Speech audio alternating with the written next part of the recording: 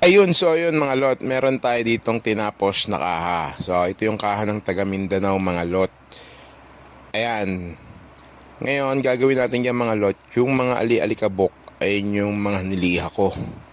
So ayan, kung makikita nyo yung mga niliha ko dyan ng mga alikabok. So ayan lang yung mga babapingin natin dyan mga lot, yung mga niliha ko na yan.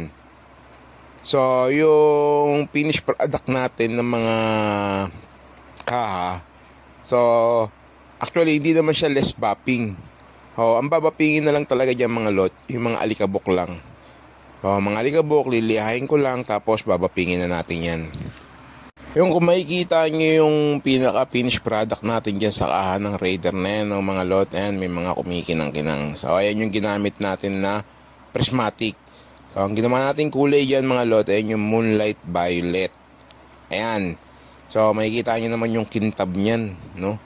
Halos mamasa-masa pa, akala mo basa pa siya talaga, no? Pero tuyong-tuyo na yung kaha na yan mga lot.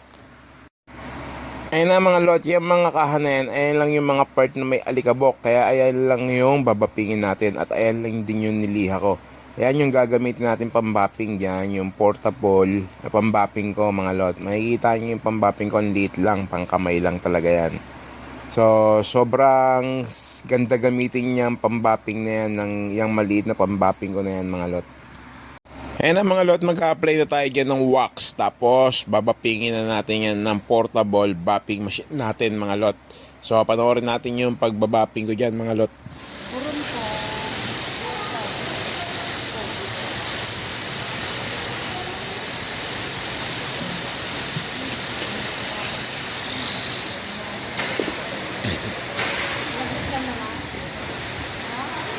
Yan ang ginawa ko dyan, 200 yan mga lot.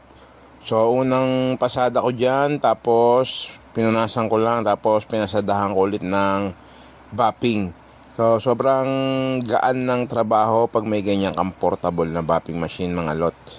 Tapos meron din naman akong malaking bapping machine, ayun naman yung ginagamit ko dati pagka nagbabapping ako ng buong kaha. So ngayon kasi hindi na tayo talaga nagbabapping ng buong kaha dahil yung finish natin talaga sa mga kaha mirror finish na, tapos gun gloss finish, tapos talagang walang orange peel, kaya yung mga alikabok lang talaga ang kailangan natin i-bapping yan para diretso release na tayo ng kaha sa mga customer natin. Ayan mga lot, kung makikita nyo, natapos na natin yung isang nilihan natin dyan, nabapping na rin natin. Mapapansin nyo yung pinakakaha nya, diba? Wala nang bakas ng liha.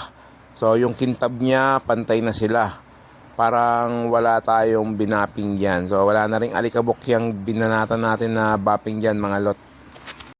Tapos yung isang paddle mga lot, naman yung bibire natin ng bapping dyan. So fast forward muna tayo dyan mga lot para medyo mabilis yung kalabasan ng video natin.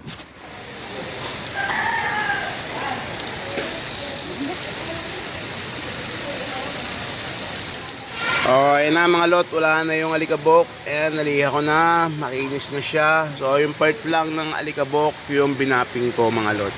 Kasi makikita nyo naman yung lapat niyan. Makikita nyo naman yung lapat niyan, no? Ayan, no? Ayan, wala nang alikabok. Walang orange peel. Kaya yung mga alikabok lang na maliliit yung niliha ko at binapping. Ayan na. Diba? So, yun, no?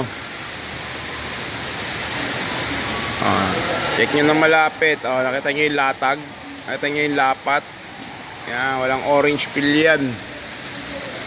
Kaya hindi natin kailangan bappingin ng buo yan.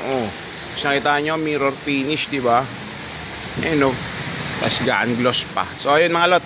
Kita-kits ulit sa susunod na video.